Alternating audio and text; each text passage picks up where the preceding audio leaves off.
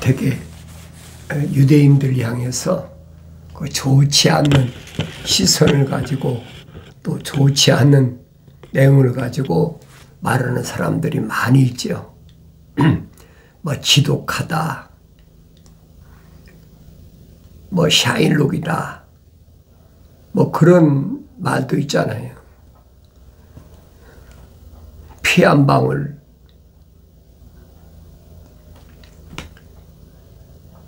그 얼마나 지독하면 그렇게까지 뭐 사실인지 아닌지는 모르지만은 어쨌든 성경에 보면은 사도 바울이 그렇게 자기가 만삭되지 못한 자와 같은 나였을 때 예루살렘에서 악행을 저질렀던 일,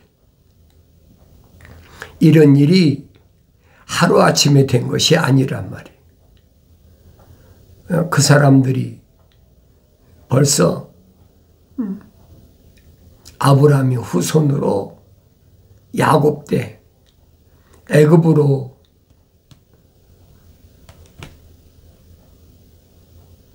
피난 갔다. 성경 그렇게 기록됐어요. 기근 때문에, 흉년 때문에 피난 갔다. 이제 그로 인해서 애굽 땅에 정착하게 됐다. 이런 것들은 하나님께서 미리 다 계획하신 거예요. 이런 사실을 아는 사람은 성령 받아야 알지요. 아는 사람은 그게 이상한 게 하나도 없어요. 너무나 당연한 거야. 그러니까 지금 일어나는 일이 모든 일도 놀랄 만한 것이 아무것도 없어요. 그들이 애굽에서부터 출애굽하는 여정,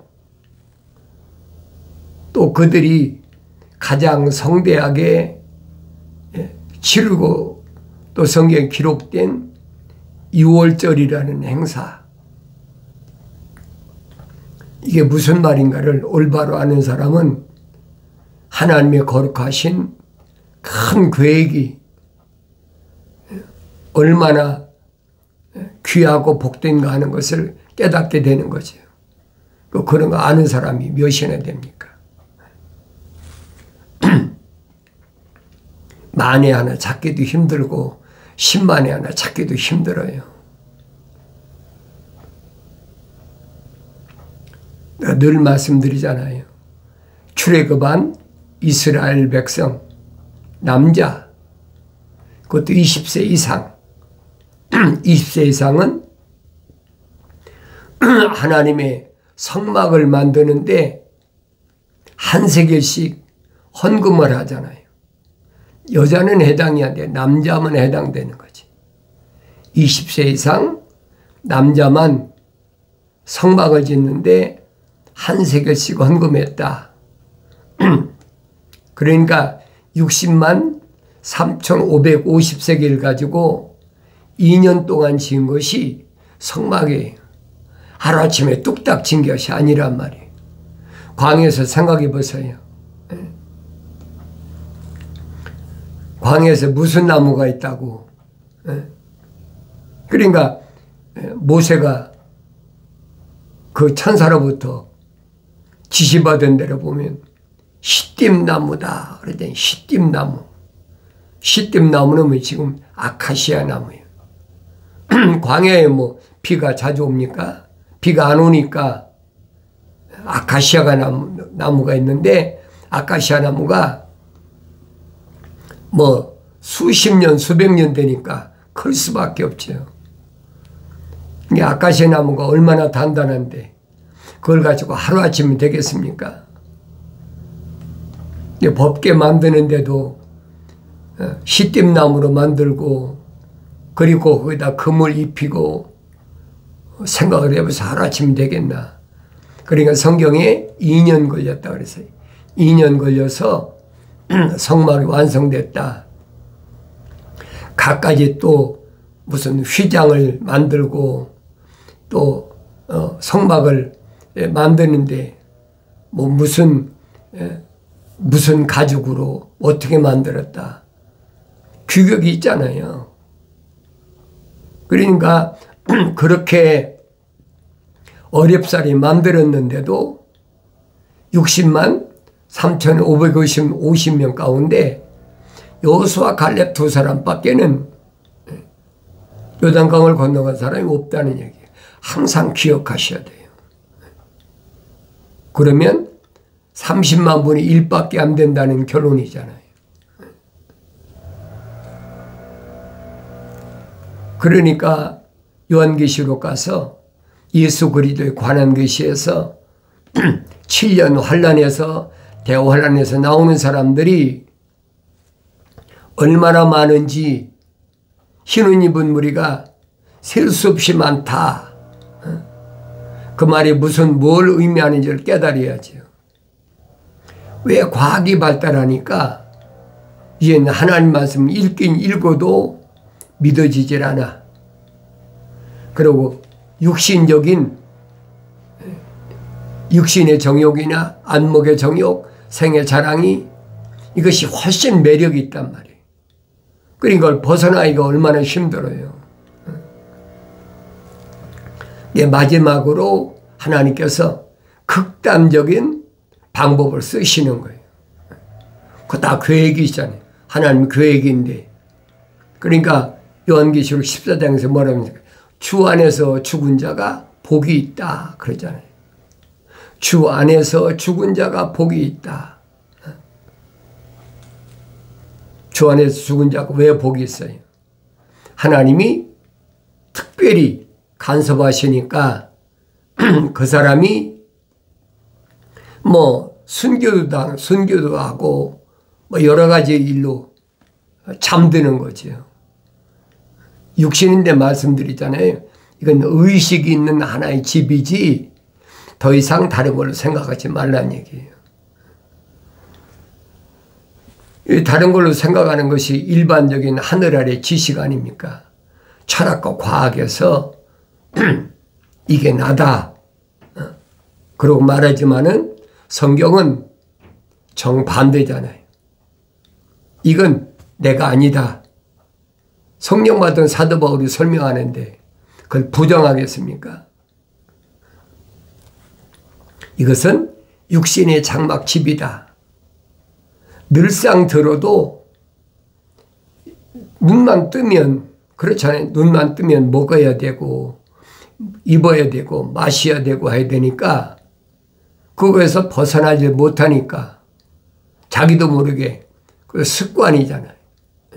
먹는 것 때문에 입는 것 때문에 마시는 것 때문에. 그런데 하나님의 아들은 오셔서 하신 말씀이 뭐라고 말씀하십니까? 하나님의 아들이 선택한 생명책에 그 이름이 기록된 사도들과 제자들에게 뭐라고요? 주님 명령하세요. 너희는 세상에 있는 동안에 장막집에 거하는 동안에 무엇을 먹을까 입을까 마실까 염려하지 말아라. 주님 말씀하시잖아요.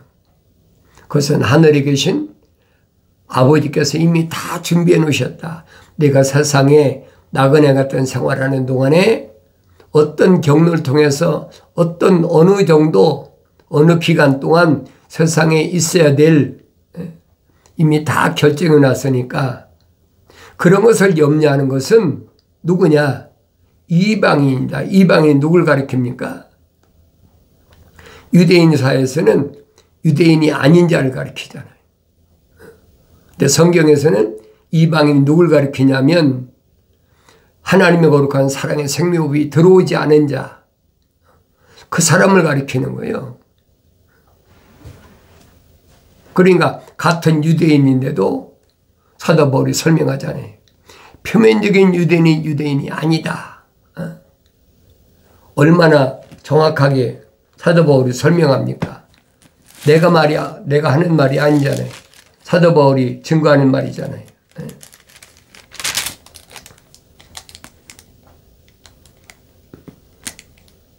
겉의 것은 이건 육신의 하나의 장막 집이라는 거예요. 그러니까 표면적인 것에 대해서 흔들리지 말아라. 사도 바울이 분명히 설명하잖아요. 기록된 바와 같이 하나님의 이름이 너희로 인하여 이방인들 가운데서 모독을 당하는도다. 율법을 자랑하는 내가 율법을 위반함으로써 하나님이 욕되게 하느냐?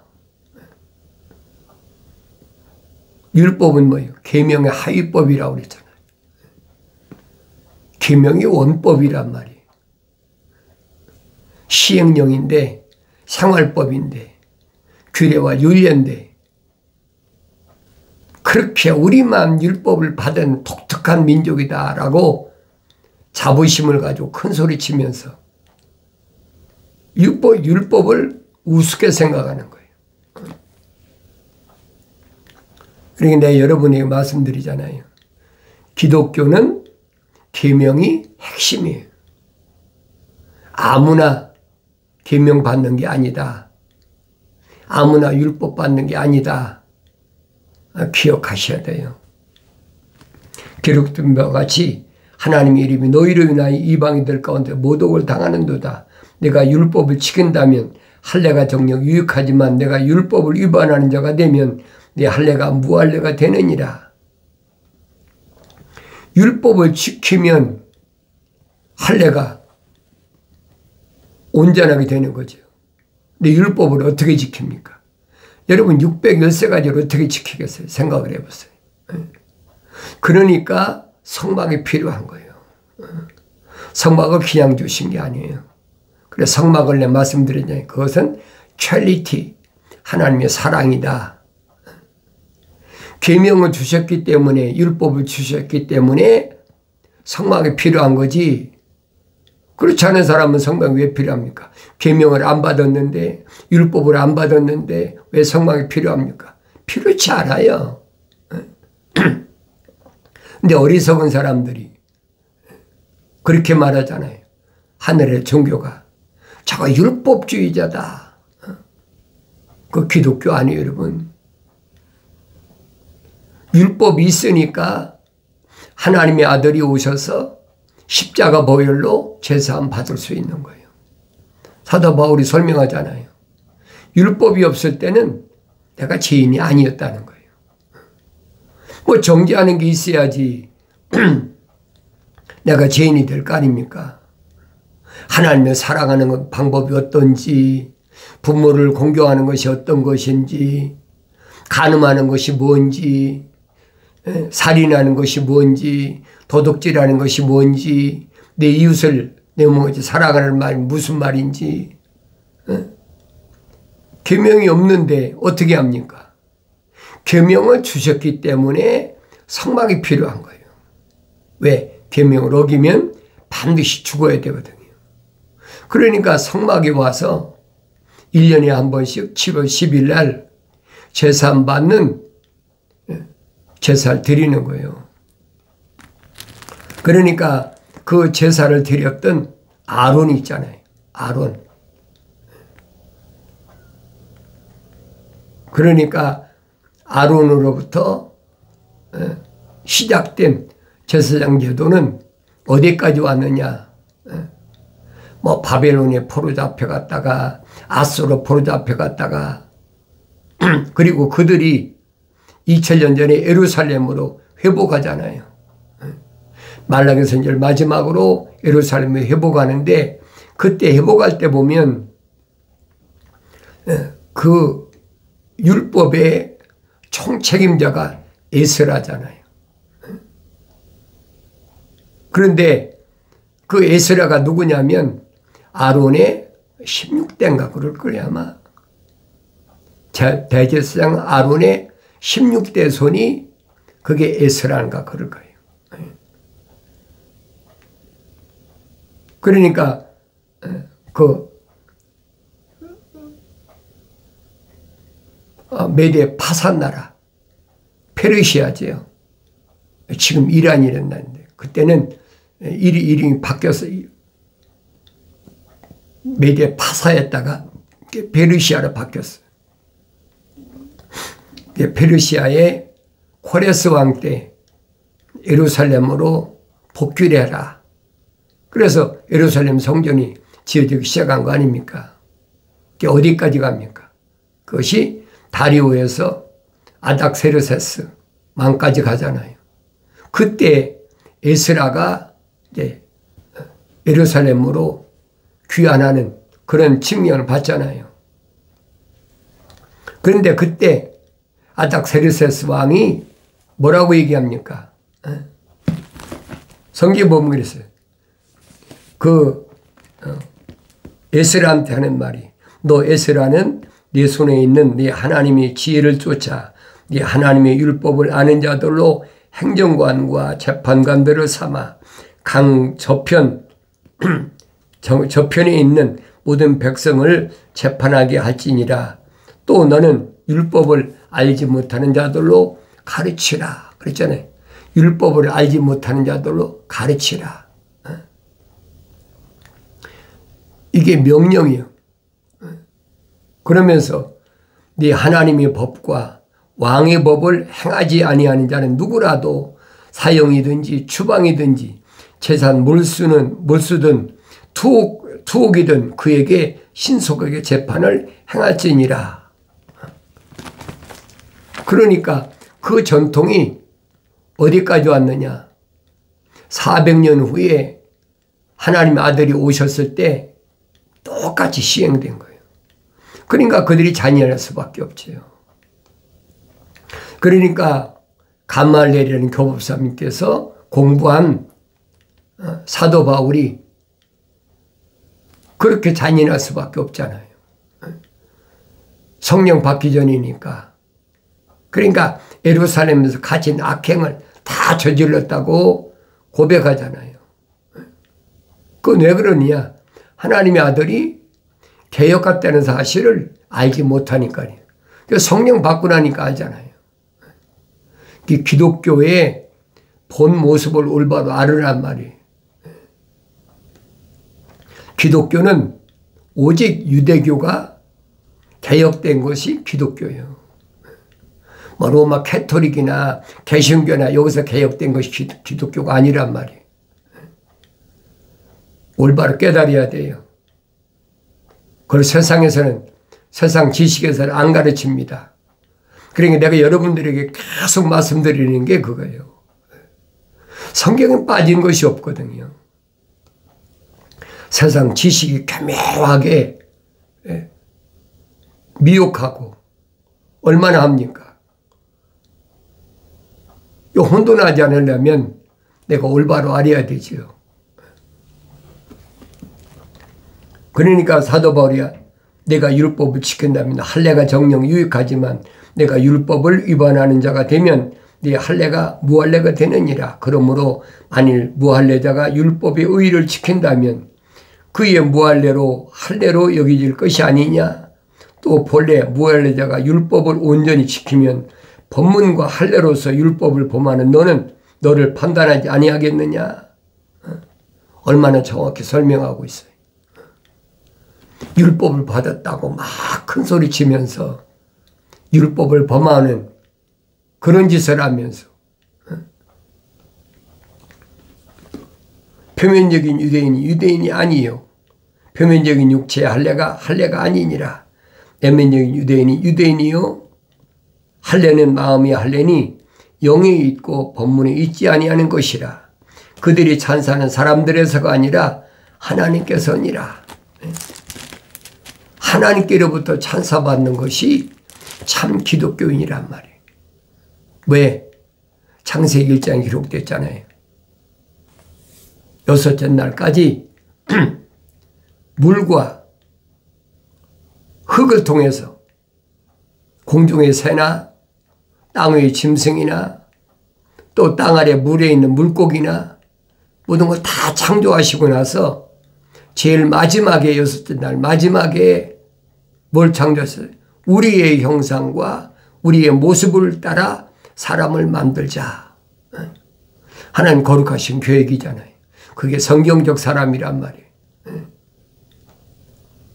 아담 이후에 하나님 동산에서 쫓겨난 아담 이후에 태어난 것은 다 육신적인 DNA, 다시 말하면 가축에 불과한 거예요. 집을 짓고 사는 동물. 그런데 이런 모습을 하고 있는 사람은 과학자들이 말하잖아요. 고릴라 침팬지보다 브레인이 네가 2%가 더 많다는 거예요. 그러니까 과학을 발달시키고 뭐 인류 역사 보면 그렇잖아요. 석기시대, 철기시대, 그 이제 과학시대까지 온 거지요. 그러니까 이런 것들을 내가 성령 받아야 알지 성령 받기 전에 알 수가 없어요. 그러니까 가장 중요하게 할 것은 내가 성경을 읽었으면 내가 누군가 알아야 되잖아요. 내가 누군가. 나는 성경적 사람인가? 철학과 과학적 사람인가? 성경적 사람이란 말은 육신에 속한 사람을 가리킨 게 아니에요. 육신의 장막집 안에 있는 하나님의 형상을 담고 하나님의 모습을 닮은 사람이지. 그러니까 하나님의 형상을 닮은 사람은 하나님의 모습을 닮아야 돼. 그래야 완성된단 말이에요. 그것을 우리는 성령 받아야 된다. 하나님의 아들이 와서 말씀하시잖아요. 누구에게? 유대인들 가운데 사도들로 선택한 12명하고 또 제자들로 삼은 제자들에게 그들이 다 생명책에 그 이름이 기록된 자들이다. 입증해 주잖아요. 귀신이 너에게 항복하는 거 기뻐하지 말고 병자가 치료되는 거 기뻐하지 말고 그것은 예수 이름으로 치료되는 건 당연한 거야. 그건 아무것도 아니야. 내가 기뻐할 일은 생명책에 내 이름이 기록된 것을 기뻐하라. 그게 기뻐할 일이잖아요. 그거 가지고 육신이 귀신이 나가고 병자가 치료됐다고 그 기뻐할 일이 아니라는 거예요. 근데 오늘날은 어때요? 육신에 뭐 병이 났다. 무슨 병이 났다. 그러면 막 광고를 얼마나 해갖고 사람들이 또 얼마나 모여듭니까? 대한민국에도 보면 그런 일이 얼마나 많았어요. 그러니까 그런 일이 일어나면 내가 하나님이다. 그런 사람도 있고 내가 예수다. 뭐 그런 사람도 있고 요즘 뭐 내가 성령이라는 사람까지 나왔잖아요. 별의별 것들이 다 나온다고요. 그건 육신적인 것을 말하고 있는 자들이니까 그것은 기독교가 아니다. 쉽게 말하면 그 얘기예요.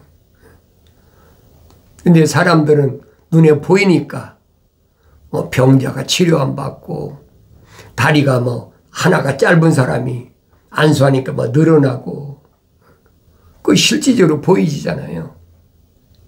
그런 것은 순간적인 그런 거 많이 하잖아요. 마술하는 사람들. 내가 늘 말씀드리는 것이 애굽에 있는 바로왕의 밑에 있는 마술사들도 얼마든지 하잖아요. 모세만 지팡이 갖고 뱀 만들었습니까? 아니잖아요. 마술사들도 하잖아요. 그러니까 그런 것에 미혹되지 말란 말이에요. 그런 건 다 뭐에 속한 거예요? 육신에 속한 거예요. 그걸 내가 하나님 말씀 읽으면 깨달아야죠. 이건 어차피 다 벗고 가야 될 거예요. 그러니까 구약에서도 어떤 왕이 잠드니라, 뭐 죽었느니라, 잠들었다. 그러니까 하나님 아들도 2000년 전에 오셔서 분명히 말씀하시잖아요. 내 친구 나사로가 잠들었다. 그 제자들이 성령 받기 전에 깨달을 수가 있습니까? 깨달을 수가 없지요. 그럼 우리가 깨우러 가면 되겠습니다. 그때 주님이 밝히시잖아요. 아니라 죽었느니라. 그러니까 제자들은 하나님의 아들처럼 그렇게 토라에 대해서 또 하나님만 말씀에 대해서 많은 시간을 할애해서 공부한 적이 없는 사람들이니까 하나님의 아들은 12살 때 예루살렘에 반짝 나타났다가 30세 될 때까지 거의 18년 동안 나사렛에서 하나님 말씀으로 열심히 부모를 공경하면서 계명을 지키면서 살았는데 그거 모르겠습니까? 그러니까 요단강가에서 성령 받는 모습이 침례 요한에 그러잖아요. 하늘에서 비둘기 같은 성령이 임했다. 그게 무슨 말인가 알아야지요. 비둘기는 마음을 가리키는 거다. 내가 말씀드리잖아요. 아브라함 때 왜 산비둘기 새끼, 집비둘기 새끼를 드리라고 했는지를 깨달으라니 말이에요. 성령 받기 전에 깨달을 수가 없어요. 마음은 날아갈 수 있잖아요. 그러니까 내 마음을 다하고 뜻을 다하고 정성을 다하고 목숨을 다하여 내 하나님을 섬기라고 그랬잖아요.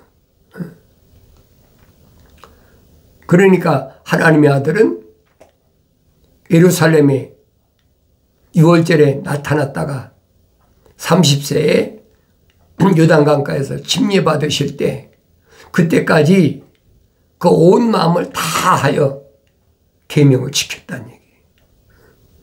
그러니까 비둘기 같은 성령이 임했다라고 침례 요한이 사실 고백하잖아요. 그뿐 아닙니다. 하늘에서부터 이는 내 사랑 아들이요 내 기뻐하는 자라 음성이 들려졌다라고 침례 요한이 선포하잖아요. 그러니까 이런 말씀을 내가 소홀히 듣지 말라 이 말이에요. 그렇게 악행을 저질렀던 모르니까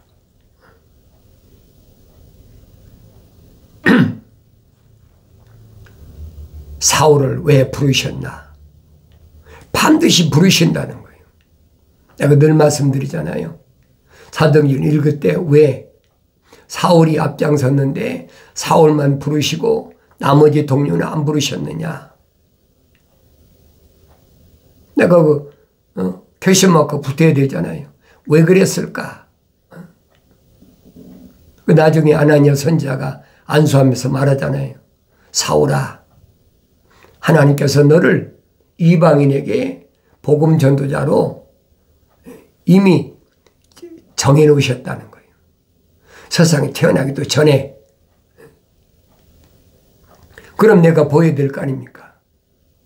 내가 세상에 태어나기 전에 내 어머니 태에 있을 때 다윗이 고백한 것처럼 하나님 나를 간섭하셨다, 덮으셨다.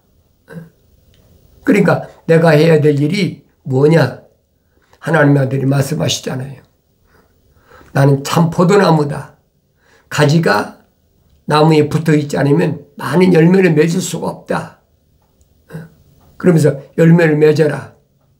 어떤 사람은 100배, 66 왔으니까. 어떤 사람은 60배, 어떤 사람은 30배 열매를 맺어라.